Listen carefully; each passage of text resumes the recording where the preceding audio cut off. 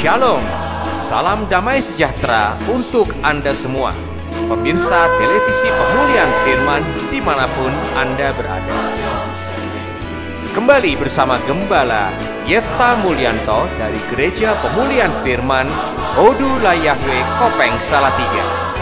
Saatnya menerima berkat dari firman Tuhan dalam acara Shalom Kopeng Komando Penginjilan bersama Gembala Yefta Mulyanto. Shalom Aleichem Kaferim, bersama saya Gembala Yefta Mulyanto dari GPF Odula Yahwe Kopeng. Saya akan menyampaikan renungan singkat yang saya beri judul Ada Gula Ada Semut. Ada gula ada semut adalah sebuah peribahasa yang mengartikan bahwa orang akan mendatangi sesuatu hal yang menjanjikan hidupnya. Nah, saya beri judul Ada Gula Ada Semut. Saya memberikan satu contoh yang pernah terjadi di dalam kitab suci yang pernah dialami oleh Iyub. Iyub pernah ditinggalkan oleh sahabat-sahabatnya, tetapi kemudian mereka pun akhirnya kembali kepada Iyub. Saya akan membacakan sebuah ayat, yaitu di dalam kitab Ayub atau Iyub pasal 42 ayatnya yang ke-11. Saya akan bacakan, saudara bisa menyimak dengan baik. Demikian dafar Elohim atau firman Tuhan. Kemudian semua saudara laki-laki dan saudara perempuannya datang kepadanya, dan semua orang yang pernah mengenalnya, dan mereka makan roti bersama-sama dengan dia di dalam rumahnya. Dan mereka menghiburnya serta menguatkan dia sehubungan dengan semua kemalangan yang telah Yahwe bawa kepadanya. Dan masing-masing dari mereka memberi kepadanya satu keping uang dan sebuah cincin emas. Ini adalah sebuah kisah di mana saat Iyub dipulihkan oleh Bapa Yahwe, sahabat-sahabat dan saudaranya kembali datang. Begitu juga terjadi di dalam kehidupan dunia nyata. Bagaimana ada gula ada semut itu terjadi saat orang jatuh miskin, saat orang mengalami penyakit, mereka menjauh, saudara. Tetapi begitu orang itu dipulihkan dan kembali menjadi kaya, banyak orang yang mendatangi mereka. Ada hal yang saya tulis di sini, ada beberapa hal yang saya sampaikan. Yang pertama adalah semua saudara dan sahabatnya datang setelah Iyub diberkati kembali.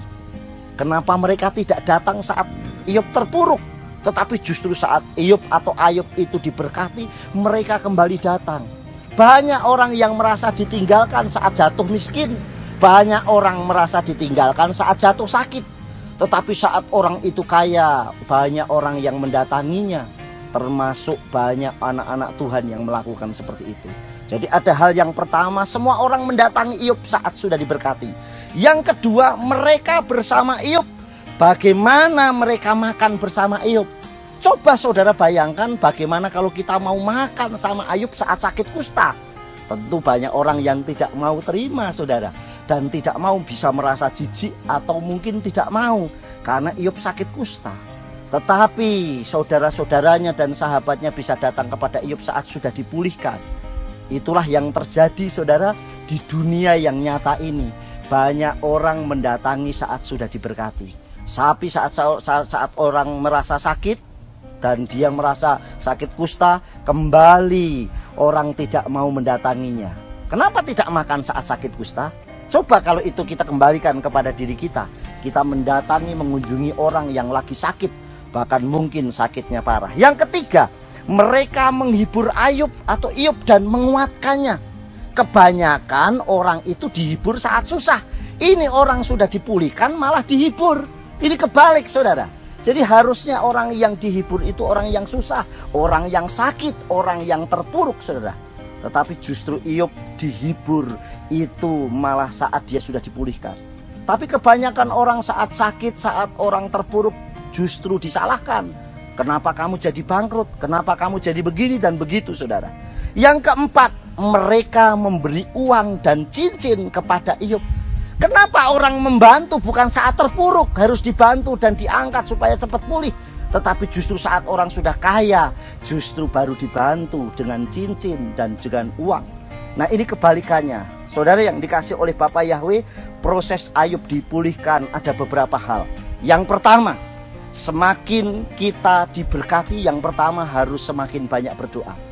Begitu juga pada ayat yang ke-10 saudara, Ayub berdoa buat sahabatnya. Jikalau kita mau dipulihkan, berdoalah buat sahabatmu, berdoalah buat keluargamu, berdoalah buat jemaatmu, berdoalah buat keluarga dan siapapun saudara yang pernah mungkin saudara kenal.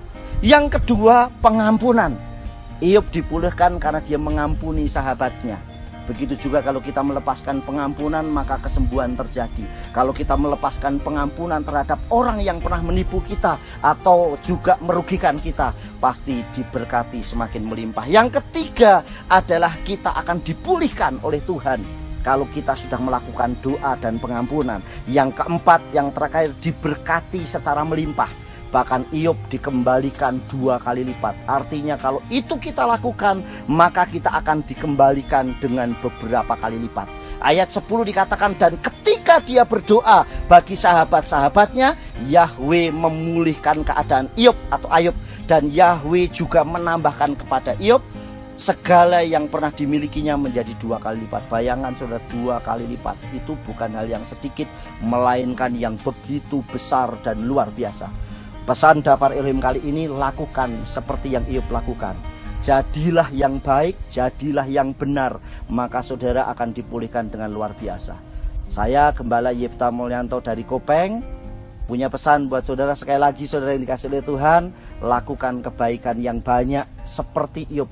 Jangan putus asa saat saudara dikucilkan teman. Jangan saudara rendah diri saat saudara mengalami sakit. Jangan juga saudara merasa kecewa saat orang-orang lain meninggalkan saudara.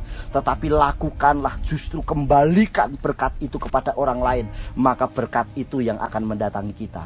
Kita tidak perlu mencari berkat, karena berkat yang otomatis mendatangi kita. Karena Tuhan Yahweh tidak pernah akan berhutang terhadap kita. Justru Dia akan mengembalikan kita lebih kali lipat. Seperti pesan Daftar Elohim dalam kitab Tehillim pasal yang ke-23, dan semua orang sudah tahu, yaitu tentang Yahweh adalah gembalaku. Sekali waktu saat Yahweh membawa kita kepada padang rumput yang hijau, kepada air yang tenang, kita merasa enjoy. Tetapi ada fase saat kita di dalam lembah kekelaman, kita harus ingat Yahweh selalu menyertai kita dengan luar biasa. Bahkan ayat itu berkata dengan jelas saudara, saat di dalam lembah kekelaman Yahweh menyertai kita dengan gada dan tongkat, yang artinya itu kuasa gada itu dan tongkat itu penuntun untuk menuju ke jalan keluar. Dan semuanya dikembalikan luar biasa seperti yang pernah dialami oleh Ayub. Yaitu apa yang dilakukan oleh Ayub saudara? Ayub dikembalikan lipat kali ganda. Begitu juga Yahweh telah berfirman bahwa engkau akan menyediakan hidangan di depan lawanku. Bayangkan saudara, orang pernah mengucilkan kita, orang menjauhi kita, orang menghakimi kita, orang meninggalkan kita, bahkan orang yang kita kasih. Tetapi Yahweh mengembalikan dengan, katakan apa? Pialaku penuh melimpah. Artinya melimpah dengan luar biasa. Bukan hanya sedikit, bukan hanya cukup, bukan hanya pas, tetapi melimpah dengan luar biasa. Itulah yang dinamakan engkau menyediakan hidangan di depan lawanku. Semuanya dikembalikan dengan penuh istimewa bersama dengan Bapa Yahweh. Bapa Yahweh memberkati saudara dengan luar biasa. Shalom Kopeng, Komando Penginjilan bersama Gembala Yefta Mulyanto. Bapa Yahweh Besem Yeshua HaMashiach Beruah Kodes memberkati kita semua. Amin. Telah kita dengarkan firman Tuhan untuk hari ini. Nantikan episode berikutnya. Bapa Yahweh memberkati.